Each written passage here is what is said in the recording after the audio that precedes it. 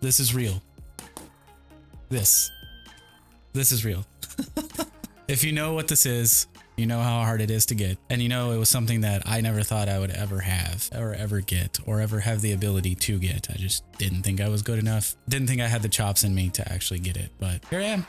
Here it is. I really can't believe this. When I started this channel, I had no idea what I was doing. I almost had zero editing experience, zero on-camera experience, and honestly, no real plan at all. I just wanted to learn something new. But I finally uploaded my first real video on November 18th, 2024. So a little over a year ago, but a little less than a year after I posted my first video on November 13th, 2025, I crossed 100,000 subscribers.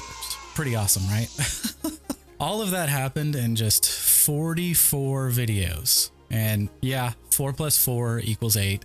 It feels like the universe was definitely pulling for me on that one since day one. I also realized that I was going to get really close to hitting that milestone and kind of planned accordingly. But again, a coincidence? I think not. I think I was meant to do this. I think that I was meant to make this. I think I was meant to hit 100,000 subscribers. I think that I meant to go even further and beyond. The sky's the limit now. So thank you for being here with me. Thank you for subscribing. And here's the truth, really. The only reason I made it to 44 videos and the only reason those videos actually worked was because I had help. My editors definitely leveled up the quality, and all of the tools that I use, including the Elgato prompter, leveled me up substantially. That combo changed everything for me and everything about how I made content. So today I want to break down the 5 biggest things that helped me get to 100K faster than I ever thought possible. But first, I'm actually going to unbox this and show you how awesome it really is.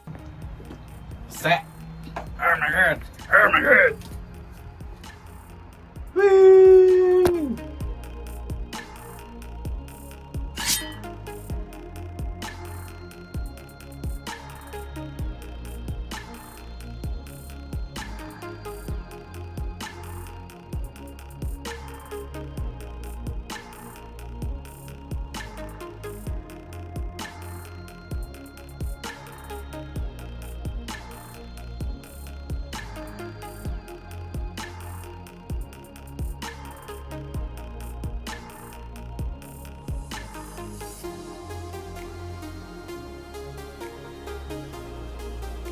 All right, everybody, let's start with my top 5 things that helped me get to 100K. We're going to start with 5, go down to 4, 3, and 2, and 1, so that you can take these and I hope that it helps somebody take the plunge into YouTube. Number 5, take the first step. If you're waiting to feel ready, you definitely won't. My first videos were rough. I didn't know anything about lighting, framing, pacing, cameras, really anything. But the only reason I ever got better was because I started. I uploaded, I failed, I fixed it, and I failed again. You learn by doing, not by waiting. Number 4, no one cares. Literally, in a good way, but no one cares. This one revelation really changed everything for me.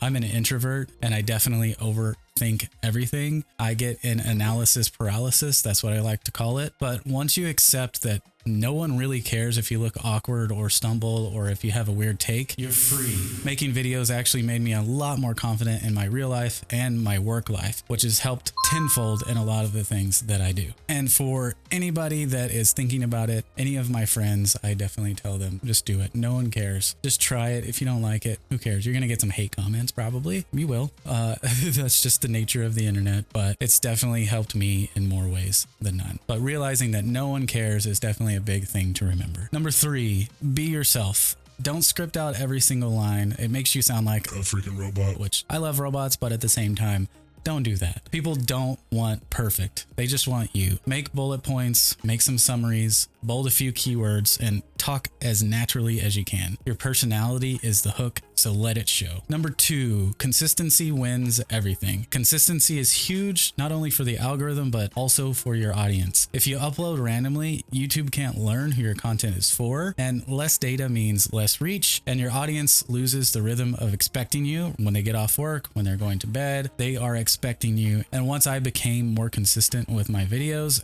everything changed. Every video taught the algorithm something, and every upload taught me something. So remember, consistency is key. And number one, the single biggest upgrade that helped me get to 100K in only 44 videos was, surprisingly, the Elgato prompter. I'm not even exaggerating when I say this changed everything about my delivery, my workflow, and my confidence on camera. It helped me stay consistent. It helped me be myself, and it helped cut my recording time dramatically. Let's go back to the beginning when I first started making videos. I was stiff. I'd consistently break eye contact, look off screen, forget lines, and even lose my place. And editing took forever. I remember having videos that were 2 hours long and I just didn't want to finish them because I didn't want to edit them. And eventually, obviously, the inevitable happened and something had to change. The Elgato prompter was that change for me. It fixed the single biggest problem that I had: delivery. Eye contact is everything on camera. If you're glancing away every few seconds, people feel disconnected, but the prompter puts your script, notes, and talking points, all of it directly in front of your lens. So you're looking straight into the camera. Second, the prompter is plug and play. You have one USB-C cable, you open Camera Hub on your PC or Mac, and boom! Your script, your notes, and your zoom window, everything just works. Third, it wasn't just for YouTube. I use it every day for Zoom calls, client meetings, and work presentations. It makes you look like you're the most prepared person in the room, even on days when you are definitely winging it. After using this thing every day for the past year and a half, here are the real pros from a creator's perspective. Your delivery improves instantly. The difference was so obvious to me day one. It made my life so much easier, and it made me look like I'd been on camera like consistently for the past couple of years. You definitely see the improvements like that. Viewer retention on my videos went up almost instantly, and I think the main reason for that is eye contact builds trust, and trust improves watch time. Your workflow becomes frictionless. Your notes, your scripts, your chat, it's all where you need them and all where you can read them very, very easily. You can do a lot of things with the Stream Deck integration as well. You can scroll, you can pause, you can switch layouts without breaking the shot that you're currently doing. It definitely just integrates seamlessly. And the prompter is a perfect addition for any remote workers out there. Having your video conference or your meeting directly behind the lens makes you feel more like a pro instantly, makes you feel more professional, makes you seem more professional and put together. And there are a ton more positives here, but these were just a few. I want to keep myself honest. No product is perfect. And here's what I've learned over the past year and a half using this. It's not tiny. You definitely need the space to put this up, to set this up somewhere. If you have a smaller desk, it's going to clutter your space substantially. So just make sure you have the room use it. So what I've found is it doesn't like being connected up to a USB hub. If you're using a Thunderbolt hub, that is okay generally. That's what I currently have it connected up to. However, I do have some problems here and there where I have to unplug and plug it back in because of that. And in reality, if you did just have it plugged directly into a USB port or a USB-C port, a lot of these problems would be alleviated. So if you do have a camera with an ultra wide lens, it can catch the hood. So you have to zoom in or slightly reframe after you've recorded, which is okay most of the time. And for me, I've had that issue and I actually just zoom in a little bit more so it's not catching the hood and giving that shadow on the outside of the shot. But all in all, it definitely isn't a huge problem. And finally, one of the biggest cons for me is the glare that the screen produces on my camera.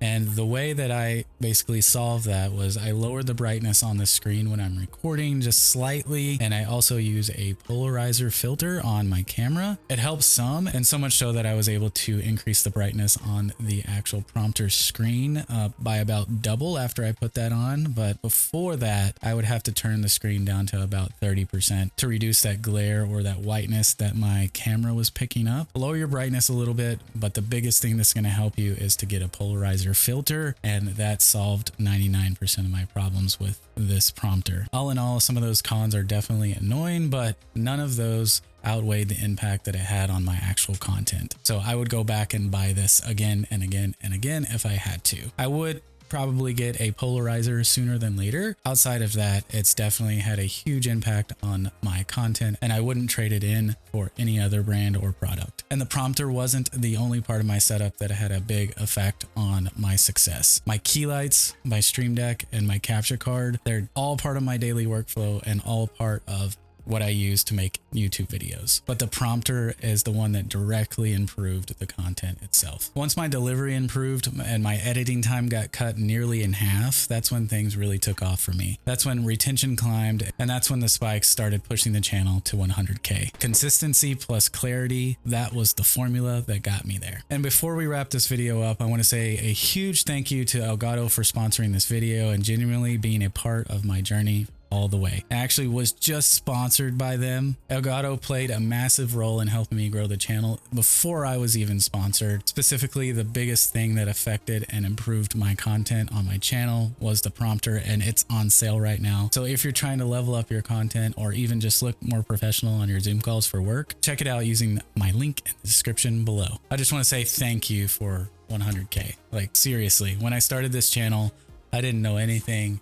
I learned by doing. I failed a ton. I kept going through a layoff, through some health scares, through some financial troubles, and all in all, I had the right tools and the right people helping me along the way. If you're trying to grow or just trying to start your channel in general, take that first step. Don't chase perfection. Chase the workflow, improve your delivery, and make the process as easy on yourself as possible. I wouldn't be where I'm at today if it wasn't for you guys. So genuinely, from the bottom of my heart, thank you so much for the subs, the likes, the comments. And with that being said, remember to stay nerdy, guys.